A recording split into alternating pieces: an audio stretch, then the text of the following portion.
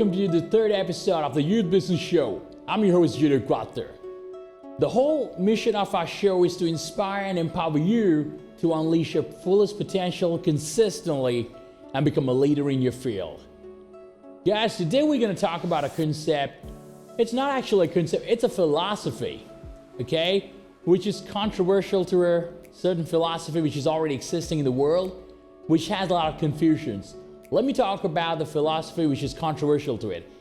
Well, you must have heard the word, positive thinking and negative thinking. So that philosophy is positive versus negative thinking. Now that's the old philosophy. Today on this show, what we're gonna do is we're gonna come with a new concept to replace with it.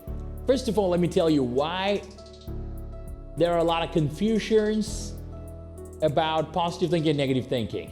Let me give an example, okay? Let's take positive thinking for the first example, and let's say you're gonna get ready for an interview. So let's say you want to go for a job interview, and if positive thinking can be a little bit of confusion over there. You might say, well, I'm gonna do great at this interview. There's another level of people who think that positive thinking is actually thinking, I will do at this interview really well, and really don't do the proper preparation that needs to be done for the interview. Now that's a problem, isn't it? Both are thinking positively, but one will be effective, one won't be effective. Let's go into negative thinking. If somebody comes and give you a harsh feedback, which is hurting, which is really harsh, but underneath that feedback is actually something that's really gonna help you to improve. But the whole tone and the way of that person saying it to you might sound negative to you, and you might ignore it. This is why I'm not a personal fan of positive thinking and negative thinking. So the new philosophy which we're gonna introduce here is called constructive versus destructive philosophy. Let me emphasize on it. Constructive philosophy consists of your thoughts, your actions, your decisions that construct your vision. While the destructive philosophy consists of your thoughts, your actions, decisions, feedback that will actually go about and destruct your vision. Just think about it. Let's take the interview example again, okay? If you think constructively, you're confident about the fact that you can do well in this interview. But when you think constructively, you're gonna do the preparation that needs to be done. You know there's gonna be ups and downs during the process. You know there are gonna be some tough questions coming in your way. You're not gonna get blindfolded. Thing is, positive thinking, in most cases, can make people blindfolded from the real process, from reality. Guys, we need both fantasy and reality when it comes to business. If you're an entrepreneur, you gotta have a fantasy about your vision. But you gotta also stay in touch with the reality of the process. What positive thinking does is it really blindfolds you and disconnects you with reality. This is why we need constructive thinking than positive thinking. While when you talk about the negative paradox, there are some reasons which are really not comfortable. There are certain activities in business that are not really comfortable.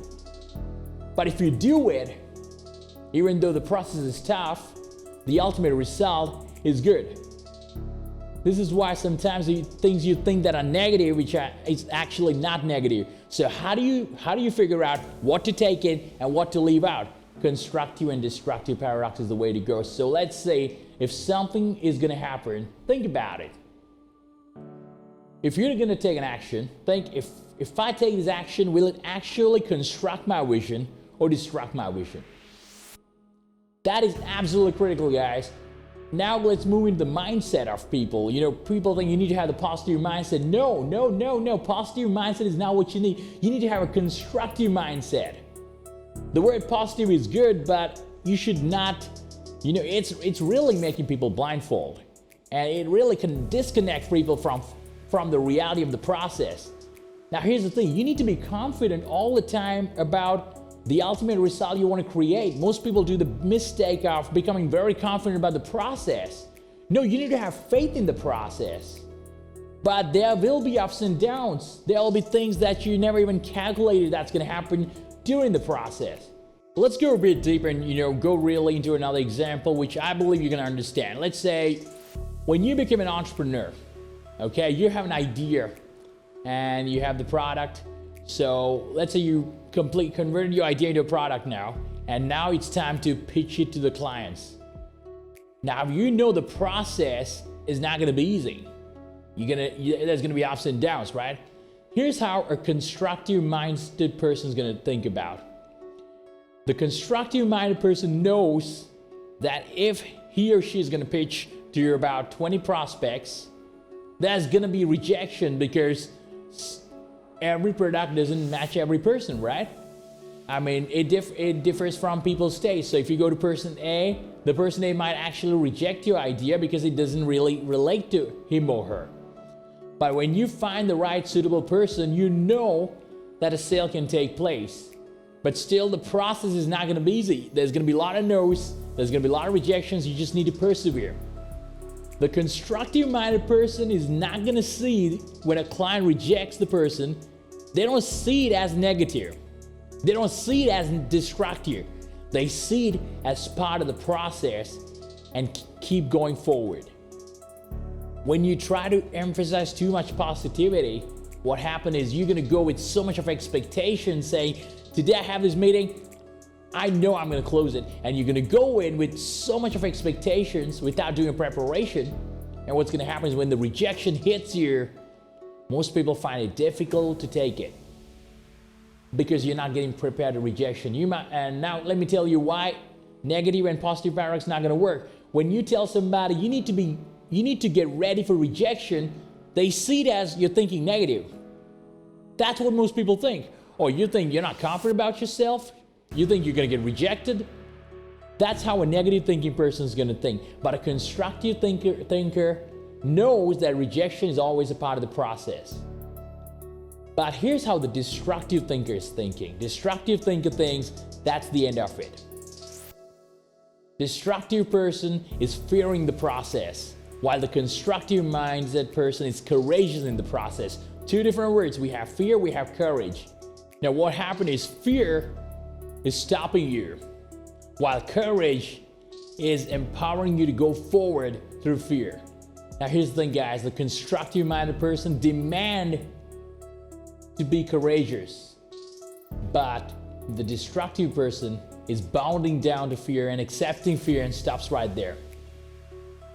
Anyway, guys, the next area of focus is going to be the most important and one of the most controversial areas where this concept is absolutely needed. You must have heard the saying, don't care about what other people think about.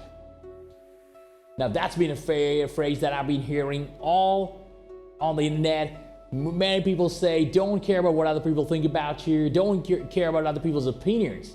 Is it really true? So that's a confusion. How do people know what to take in and what to take out? If somebody comes and gives you an opinion or a feedback, how do you know that this feedback is something I need to take in or this feedback is something I need to ignore? The real way to phrase that sentence is not about saying, don't care about what other people think about. It's actually don't care about the destructive opinions you get. What we are really focusing here is about an opinion is a feedback you're getting. A person gives you feedback. Now, is that feedback, what you really need to understand is you need to evaluate and say, if I apply this feedback in my life, is my life gonna be constructive? Am I gonna construct my vision? Is it connected with my purpose? Or is this feedback is gonna pull me away from my dream? Let's say you're a young person who wants to be an entrepreneur, you have a great idea, okay? Somebody comes and tells you entrepreneurship is risky, you can make a high earning job and you can make a great life living, having a great family and making good money, you can live a good life, take this job. Now that's an opinion, right? But taking that opinion and applying it to your life, what is it gonna do to you? It's gonna take you away from your dream, isn't it?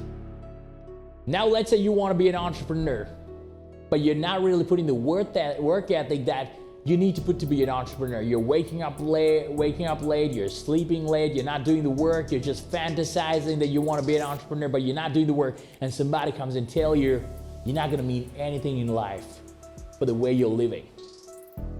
It's harsh, right? Oh my God, who are you to say that to me? That's what most people do.